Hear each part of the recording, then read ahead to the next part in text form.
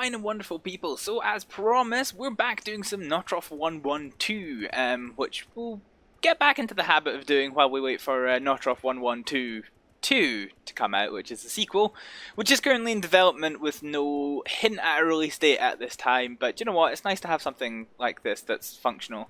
My new graphics card finally means I can actually play this game and not be down to 14 frames per second in the station, because the station's got so many buildings and let's face it, the graphics engine wasn't the most tremendously optimized. Actually, it's not strictly true. The graphics engine is optimized, but it wasn't well optimized on AMD. So while Intel processors can render everything without any issues at all, a similarly powerful AMD computer would just chug like a bus, which is unfortunately what I had before. So, yeah, now that we're here, with AMD, with Intel, we've got a little bit more stuff that we can do. So we'll get our first call. Achtung, Brandschutz, Kleinflächenbrand, Einsatz für TLF2. Okay, so basically that was the German for there's a small fire, which we already knew because of the launch screen. I'm basically just going to be taking the missions as they come, because I don't have that long recording time. Normally what I would do is I would have like a couple of hours to film, and I'd only select the best bits, but I don't really have that luxury at this time. Okay, everyone's letting us out. Good, happy days. Why is the view distance turned down so low? I wonder if that's why the frame rate was doing. Funny thing. Oh no, if I'm remembering correctly, they well, you don't know. Yeah, I wonder if that's why the frame rate's doing so well. Oh well, view distance isn't important. Okay.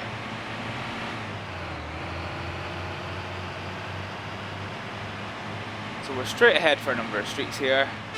It's a giveaway, so I'll put siren on, clear through, keep it on for the red light.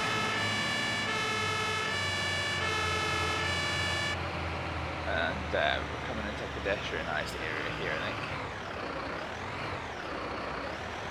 think. Okay, still no signs of any fire. Oh, but I can see the mission box. Where's my fire? Oh, there it is. Okay. Alright, so let's just get this here. So I want the hazard warning lights. Cool. Right then, so we're going to get out. And I'm quickly going to change person. So if we do F1, F4, F1. And the reason that we do this is so that we actually have something to do, because manning the pump is boring. Okay, so got water on the go, so let's go.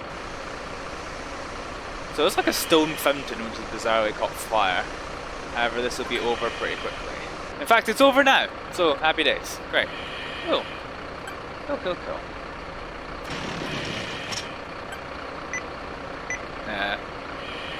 How does one get the breathing apparatus? Oh, it's that one. Yeah, right, okay. There we go. Right, cool. Okay, so we're all back on. Driver's gonna get the lights off, and that's kind of that. Yeah, happy days. Oof, that was perhaps a risky pulling out there, Mr. Driver. Yeah, so Notruf 112 is looking pretty good. So there's big changes to the map. Ultimately, the engine is mostly the same, except for several key things. I don't see that there's any new vehicles. There's certainly changes to vehicles, but I don't think there's any new vehicles that I'm aware of. But the fire simulation is going to be a thing. So in the current edition of Notruf 112, you can go into the menus and you can watch what would happen if you set a room on fire. And you can watch the fire evolve, and yeah, but that's not actually in game. There is no evolution. The fire is only as it is, and if you left it indefinitely, then it wouldn't spread. I think part of the logic behind that was the AI was maybe not the best, particularly when this game first came out. So in order for the AI to try and put out a fire quick enough to stop it spreading, might be just that a wee bit too much to handle. So it was disabled, but you can view it in the settings menu. What was the other thing you can do? Oh yeah, the map change. So there's kind of, I don't know what you'd call this, like, I would say this is like big town streets but not city streets, whereas the new Notruf 112 map is going to have proper like a proper city vibe to it. So that's all looking quite exciting. We're looking forward to that coming out, but it's not available yet, nor is there a preview copy available yet. So for the moment we are continuing with Notruf 112 space 1 as it were. Ooh, don't hit that mini. Jesus Christ. I'm genuinely not driving at the moment, but oh. Just despawn. Fair enough. Okay, so we'll get out. So while the driver goes to, you know, discover the bad books, we're now free and ready to go. One of the things I don't think is going to be added to the game, but I really, really would like it to, is like the idea of multiple stations. So like the idea of having to fight a fire in two kind of areas. Like for example, if you were at a small rural fire station that only had one pump and you were suddenly confronted with a big fire, you have to deal with that in an entirely different way from how you would deal with it if you had adequate resources to, you know, to fully get that fire under control. As it stands, you can only get calls when all units have returned to the station, and again I suspect that's because of the AI limitations. But one thing I would love to see is like having more stations, and just having this kind of system where, you know, you can send one unit, and then if it well, because you can technically do this now if you go to the crew leader, which I think I'm a high enough rank to do now. So if I do ELW1 head of operations, there we go. Yes, so we finally unlocked the head of operations, and we've got an oil spill. So let's do this. Okay.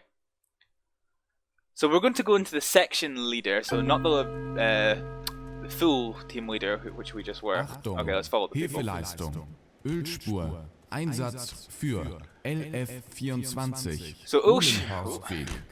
Ölspur is German for oil spill, which of course we've seen that was not what we wanted to do. So we're going to go as a group leader. And yeah, so basically there's a whole different way of trying to deal with incidents when you are not when you're the only vehicle in a situation where there needs to be multiple vehicles.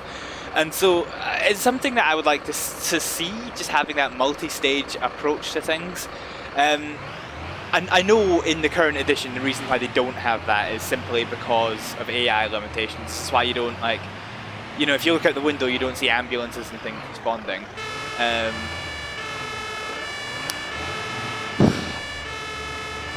Can I go in and see the... No, I can't see GPS. Okay, that's unfortunate. So, yeah, it's one... So basically, the Notruf 112 is an amazing concept. Like, I don't think there has been a firefighting simulator before that goes into so much detail about the technicalities of, you know, what hose type you use, what standpipe you use, you know... Just, there's so many items, every single item that's inside the vehicle you can use, and I don't think there's been one that goes into so much detail, and yet there is still so much more that can be done with Notruf 112. So hopefully in the future, you know, that is realised. I can only hope, because it's really one of the things that, like, you know, there's always going to be an argument when you have a simulator of having a balance between realistic gameplay and also, you know, actual fun gameplay. I see this a lot, comes up in comments when I do some of the forum posts for 911 Operator. You often see you know, people say, oh, well, it's not realistic. It's like, well, yeah, but I mean, if it is realistic, then a lot of people are going to be, you know, bored. Because a lot of call, you know, there's a great deal of variety. So let's start the mission. So we're going to get out, and we're going to give instruction to number 1 to absorb the leak fuel. There's actually 2, oh, well, we can at the moment, so. So we've given out instructions to absorb the leak fuel, which is going to happen while they're getting the road safe, which I probably should have dealt with first, but whatevs. Yeah, so while we're waiting for these guys to set up, it's one thing to say is like there is always a balance when it comes to simulators, or simulator games more specifically, of fun versus realism. But I think for something like Firefighting Simulator, you're probably not ever going to be at a point where you're going to get, you know, that many casuals that just want to come on and, you know, because I mean, you have to wait in station for a considerable amount of time before you get calls, or, well, it seems to have come down since the last time I did this. You need to put sand in the rest of it, mate. Rude. Okay, so I'm going to get brushes. Yeah, you know, you're probably not going to have that much of a casual audience. You may as well go the full biscuit. So, you know, in that regard, there is a lot of potential for this game to be realised, and hopefully Notruf 112 brings that. I really do, because honestly, there's so much. You know, go away. You do get a lot of enjoyment out of what you do in Notruf 112. It's interesting seeing it from such a kind of close setup, I guess you'd call it. Now, is this 2 oil patches or 1? Because, you know, interesting. We're also way out in the countryside. It's not very often that happens. Yeah, okay, it's just 1. Thank the giddy goose for that. So we're going to absorb the fuel. We're going to brush it up. Now, if this was the Kef,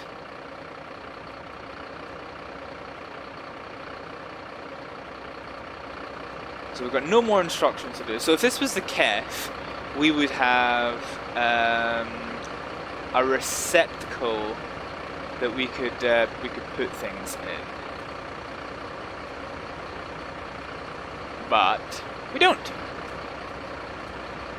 So I guess I'm just going to say 0 and we're going to finish. So our units are going to go pick up the warning lights from the back, which they're going to put in here. I'm going to make sure all the shutters are in place. I am but a merciful person, so I will start putting these back so we can get back to base quicker.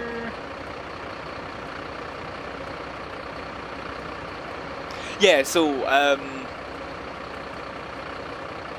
right, okay, so shutters down, 0. Okay, we're going to return to base. Happy days, happy days, happy days. Sit down. Yeah, so you may have noticed, and I have brought this up in Notruf videos before, but obviously it's been such a long time since I've done Notruf videos, so it's probably worth me explaining again. So you do have a radio set up, so if I was doing this properly, you'd be in radio. We would have been through en route to scene, arrived at scene, and we're now clear. So we're going to say ready to respond via radio. So basically what this would mean is that if a call were to come in and we were not back at base, that we could then, you know, get sent to that. But as I've already mentioned, because you require to be back at base before you'll get another call, and there's no other penalties for not using the radio properly, there's no point in bothering with it. What I would like to see is something like this, where it's a situation where, you know, you're bored, you're driving back to base, and then there's a chance of another call coming in. I actually wonder what this does, 0, because I've never used it. I'm not sure I've seen it before.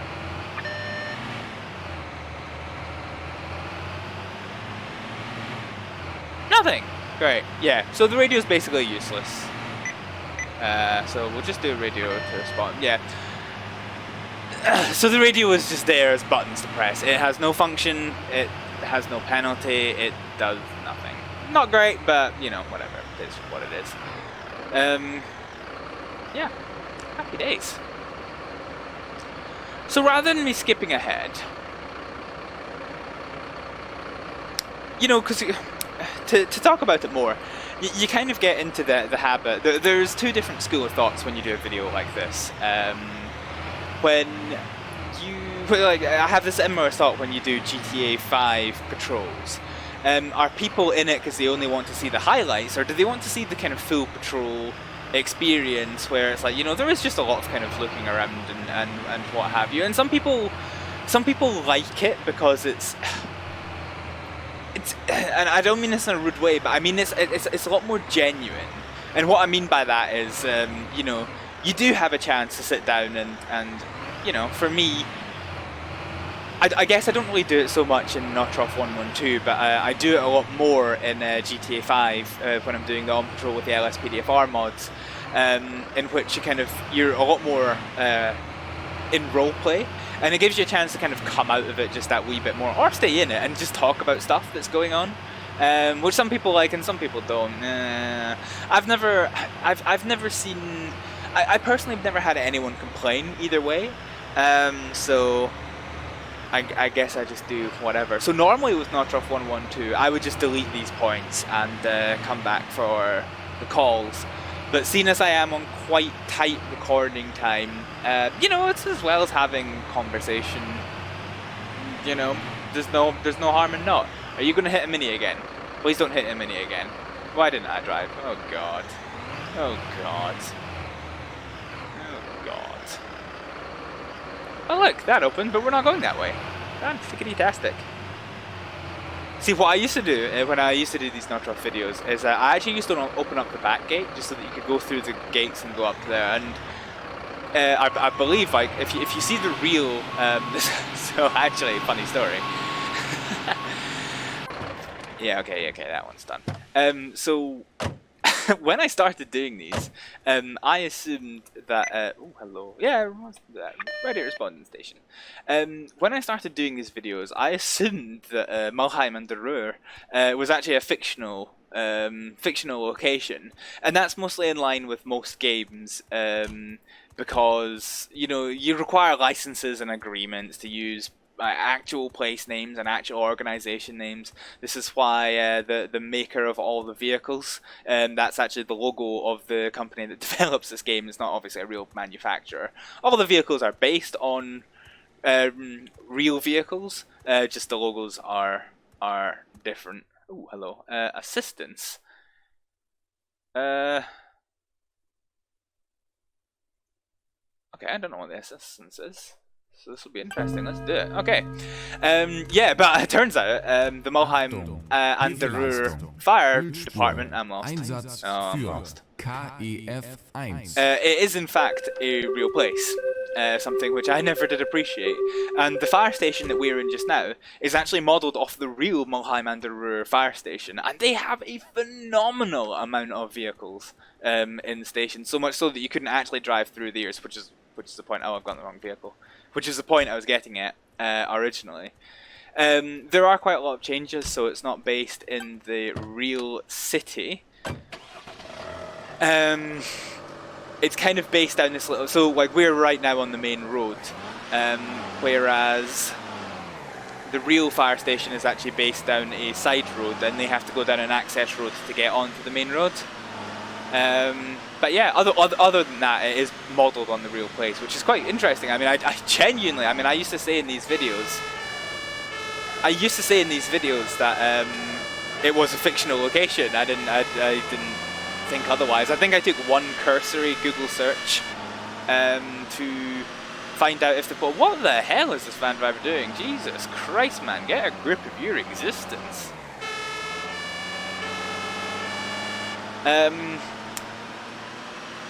Yeah.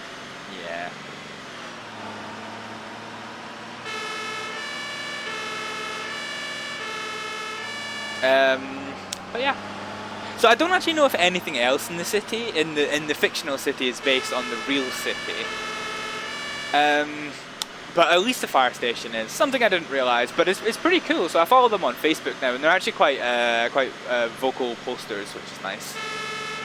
Clear left and clear right. Clear line of sight, so we won't slow down.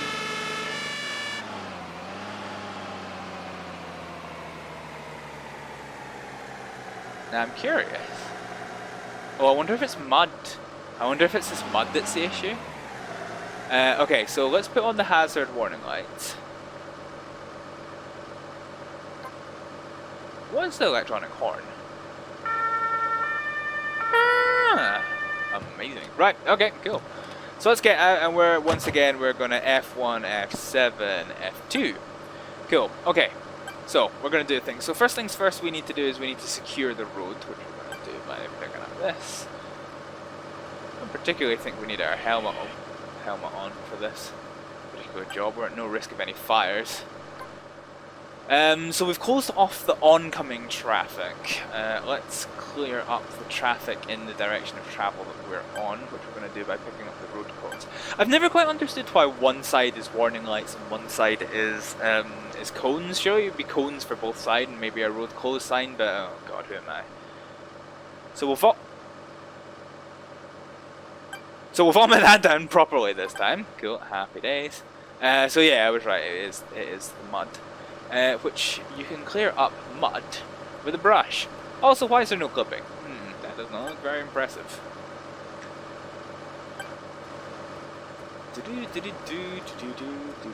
So I've played this game enough that I've seen a lot of the missions for almost all of the vehicles. Oh, here we go. I've seen most of the missions for most vehicles. Except for the WLF, which is what we in the UK know as a prime mover, or a pod vehicle, which can load, roll on, roll off pods onto the back, and the KEF, because I've not actually had the mud one before. I've had one where you've got to clear out branches from the place, but not one where you have to do mud in this capacity. And it's also quite interesting because I guess it depends how serious this is, but in the UK I would tend to think that clearing the road surface would be a job for the police rather than the fire service. Maybe I'm wrong. I mean, an oil spill certainly would be the fire service, but like for just debris, you'd probably go ahead and grab the police to go and do that. What I'm going to do here, I'm going to do F1, F7, F1. So we're gonna wait. What? Where'd the lighty boys go? Oh, did I already do them? Right. Okay. No, that's fine. In that case, we'll mount up as driver. So we'll get the blue lights off. Why can't you close it, you lazy ass? Sir? Why can't you close your damn vehicle door? Right. Okay. Okay, so we're going to go to the fire station, and the reason there... oh, hello, that's not wanted. Right, okay. The reason that I said that I'm going to drive is purely because I want to go fast. Because I now only have 6 or 7 minutes, probably about 9 minutes of recording time actually left before we go. So I would like to get there in an expedited fashion. And as I've already said in this video, there's no way to get calls when you're away from the station, because the call doesn't end until you're at the station. There's no way to teleport back to the station, which is a tad annoying. I thought this was going to take us up to the Autobahn, which it isn't, which is unfortunate. So we're currently on Nordstrasse, which I'm going to assume is the road that goes north. And let's just take this thing as fast as it'll go. So we're on 110 kilometers an hour, which quite easy to lose control at this speed. Oh, we're gonna have to harden the brake. Oh yes! Wee, that professional driving. Oh shit! If you can't do a J-turn in an emergency vehicle, are you even trying? I'll put on the headlight, shouldn't I? It's getting a bit dark. I don't actually know if this game has joystick support. I've never actually tried it.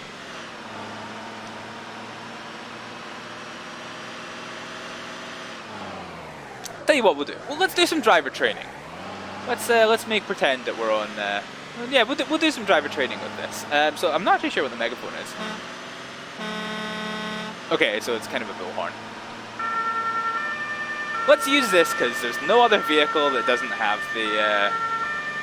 So this is a very French-sounding horn, whereas this is quite distinctly German, I think. So yeah, you do actually have to be careful with the vehicle handling in this, because it is possible to spin out, which doesn't help. Which isn't helped by the fact that the controls are like ours. Oh wait a minute! I've got numbers bound to my mouse keys. Just can I do this? Oh, I can! Happy days! I never made that connection before.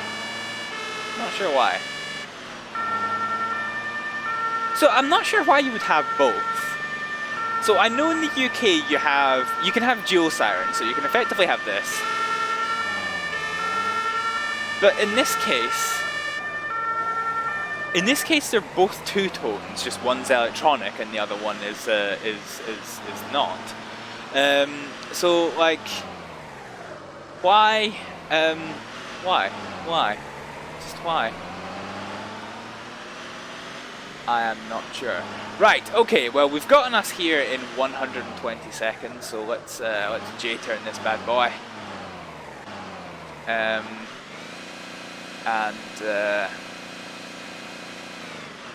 Okay, happy days, cool.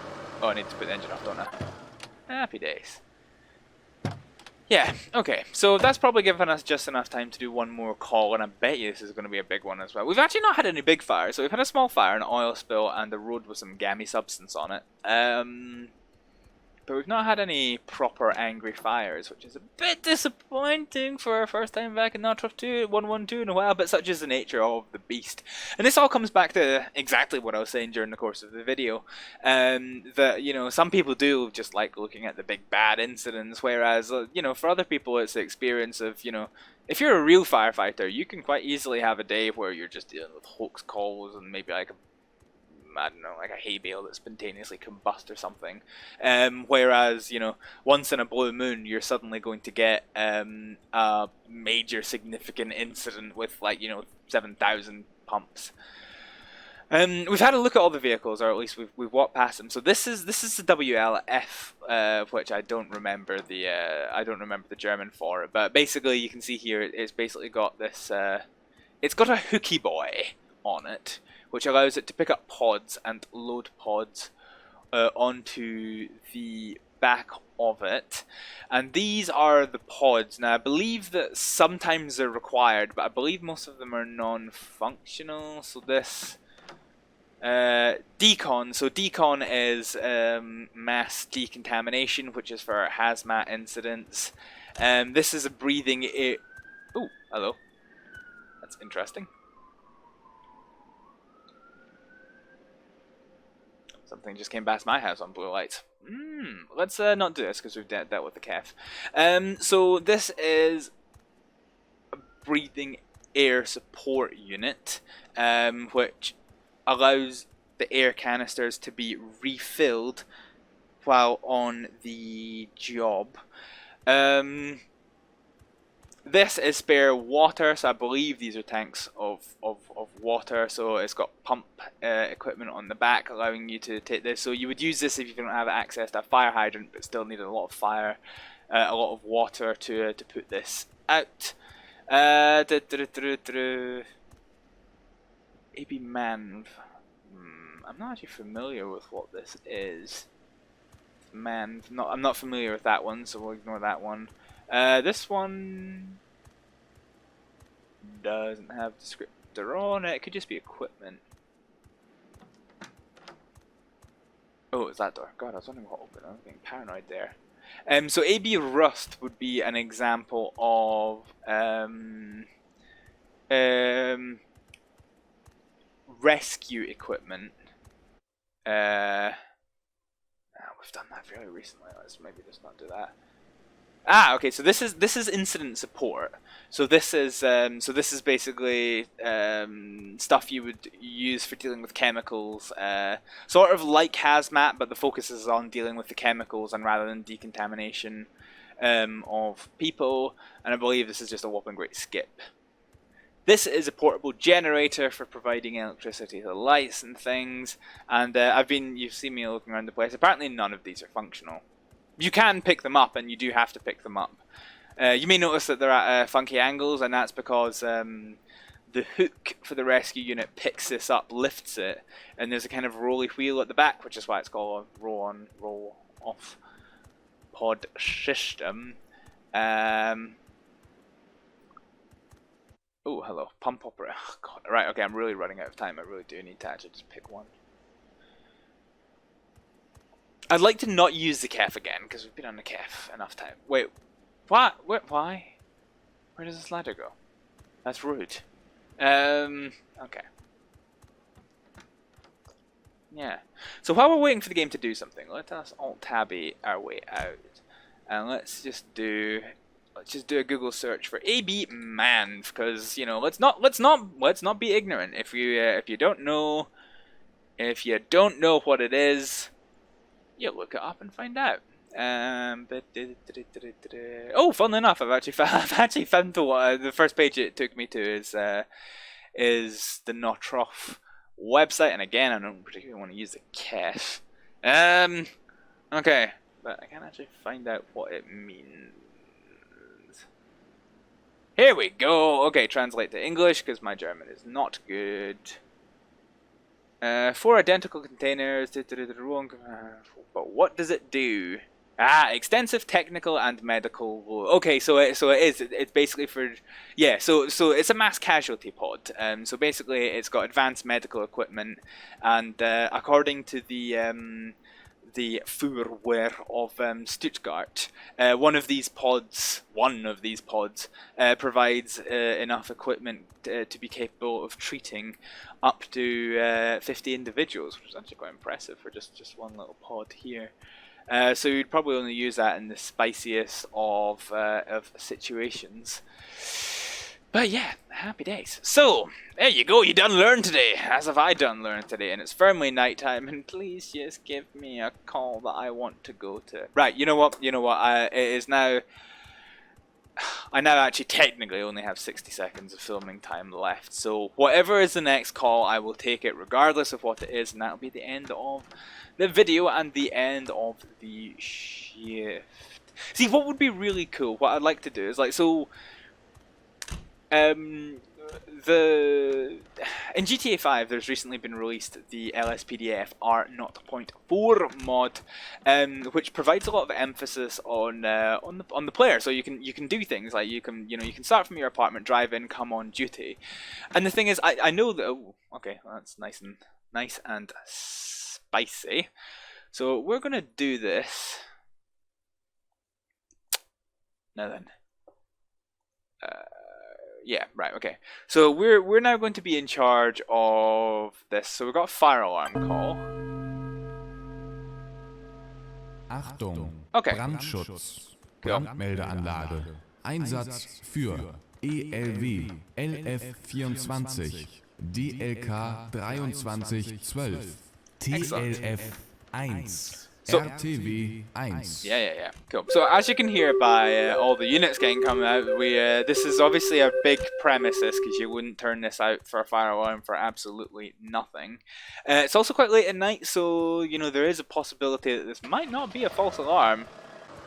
I need to go here. Yeah. So there is in fact a possibility that this might not be a false alarm. So off we go. So you can see the units are getting ready to spawn. So we're going Captain. So we are at secure object, external water supply. No. So we're mobilizing. You can see the rest of the units are about to come behind us. Happy days. Yeah. So the GTA. Oh, it's nice and close at least. GTA has an emphasis on being able to do like multiple cool things, which you can't quite. Oh god, no! There is actually a fire. Okay, this isn't a false alarm. There is in fact a fire. So I can't get out. So this is this is a wee AI issue that needs to happen here. So this, ladies and gentlemen, this folks is my first time actually being in control of a unit of the brigade when dealing with an actual significant incident. So all personnel have now arrived, so we're going to get out and begin the preparation phase. So we want the external water supply to go ahead. We've commanded. We're going to put the crane into the observe position, and we'll get another spare body to get the into position. So basically the crane, so in real life what would happen is I would summon the height appliance to come over here and, oh god, it's spread, it's in 2 places, this is probably arson. Oh shit. I would probably have it here and come up to the roof to be ready to deal with any fire that breaks out of the roof, but that's just simply not possible for the moment. So we're now setting up the water supply. And these firefighters are danger close, so if I could, then I would summon them backwards in order to deal with, in order just to keep them safe from the building fire. So we do have a confirmed building fire, lots of smoke inside, breathing apparatus is integral. We've got 2 locations of flames, and yeah, okay. So we're still getting the water set up. So again, in real life, what would happen here would, the spare bodies that are standing around doing nothing would grab the quick deploy hose and go and start getting water on this as quickly as possible, because if fire spread was a thing, it would be quite important for getting on top of this quickly. We're now going to begin fire execution, which again isn't going to be tremendously realistic because it's only 1 person and 1 hose. So he's got the hose bit, he's going to go hook it up to the device, which he has now done, and he's now going to enter. So let's just grab some BA kit. Okay. So again, because of AI limitations, you do only have 1 hose, which isn't very good. In reality, what you would have here is you would grab a couple of hoses onto the line, and you would get multiple people attacking this fire. Particularly since we have fire in 2 distinct locuses, or loci, as the word is. So we've got the main fire here at the tech checkouts, and I need to take this nice and slowly because of the smoke. So I'm just watching my temperature gauge because it is possible for your person to hark it. So I'm just being unprofessional because there's no other way of doing it. Ah! Okay, so I lied to you all along. So fire spread is a thing. So we can now see that this has now caught fire, because it was just the fridges here, but now this one has caught fire, so this is actually quite important. There's no fires through the back, which is fine. It is just this one. It is just this one here. So what say we be like a good team leader? Oh yeah, so you see the gauge at the bottom is starting to get the temperature gauge is starting to get up the closer I am to the fire. If the fire was in a more contained area, you would start to see the white meter fill up at the bottom. So dude's observing, which is good of him. What we're going to do, we're going to give our friend some assistance. So what I want is an extra high pressure nozzle, so we're just going to pick that up.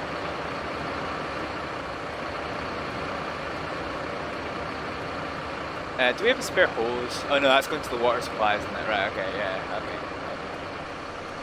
Right. So we're going to plonk that down. We're going to get ourselves... what kind of carry case is this? Okay.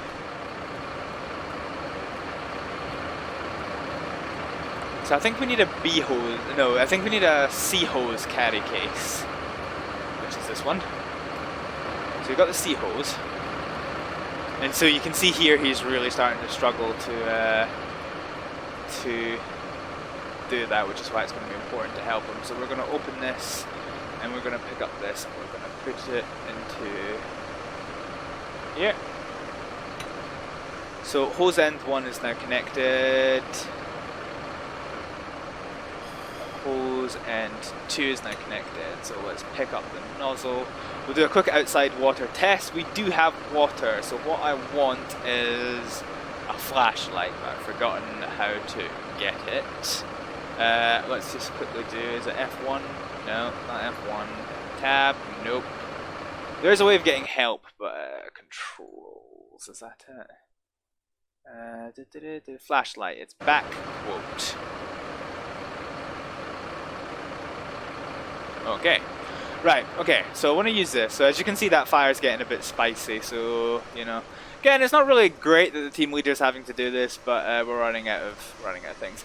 Now, ordinarily, I would start working on this from the other perspective, but I don't actually think he's going to be able to deal with this with fire by himself. So let's just start dealing with this from multiple angles. So let's just do this from the base up. So ordinarily, you always tackle a fire from the base up. However, in this game, you know, fire can you sometimes have to aim a lot higher than you would have to with a real fire. So there's also no hose noises, which is interesting. Anyway, let's just move past this. So we're getting quite close to the fire here. So because this is already well light, the temperature is quite high, so you can see there's pockets of smoke and pockets of reignition happening. So reignition has been a thing for a while, and I didn't realize that fire spread was a thing, which it is. So you can see it starts as white smoke, and then the flames will kind of properly erupt. So let me just keep having a scan of this. Okay, I'm actually going to end up tangling the hose, which isn't a thing, but, you know, good firefighting practice.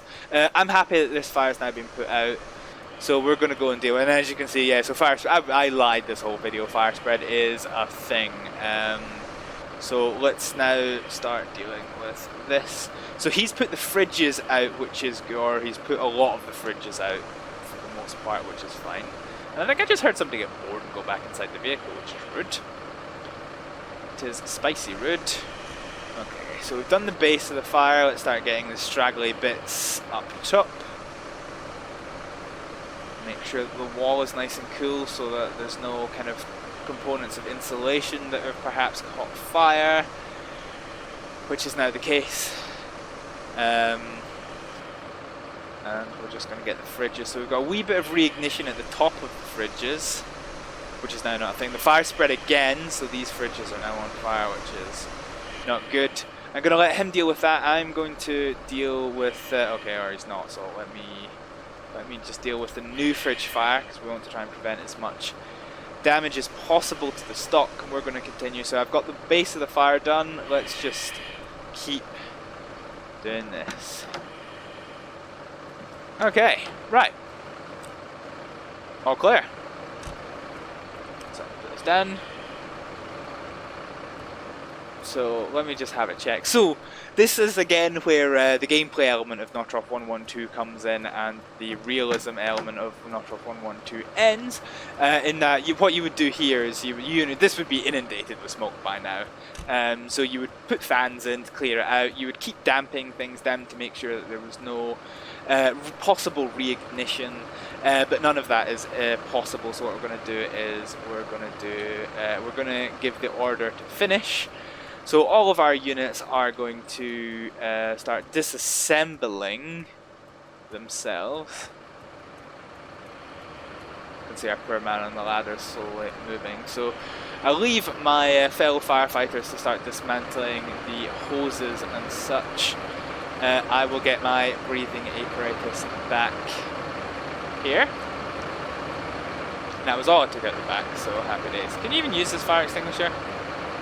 No, that's quite rude. So there's very limited supply of things. Oh, I should have done that actually. I should have used the thermal camera. Wait, can you actually use the thermal camera? No, that's rude. Entirely rude, sir. Entirely rude. Okay. So close this. Our units are going to start. They're going to start the process of getting everything nice and sorted. And in the meantime, I think we're going to head back to base. But for just now, I'm going to say thank you very much for watching this episode of Notruf 112. It's gone on exactly 12 minutes longer than I wanted it to, but typically we get the biggest call of the night at the very, very end of the night when I had less than 60 seconds of filming time left to do. But hey yo, such is life. I hope you've enjoyed it. I hope you enjoy this series when it comes, for the next episodes, and Notruf 112 when it comes. Don't forget about my Discord and the links below to talk more about this episode's upcoming games and just anything in general. And for just now, I'm going to leave you to have a good day. Thank you very much for watching, and I will see you all next time. Bye!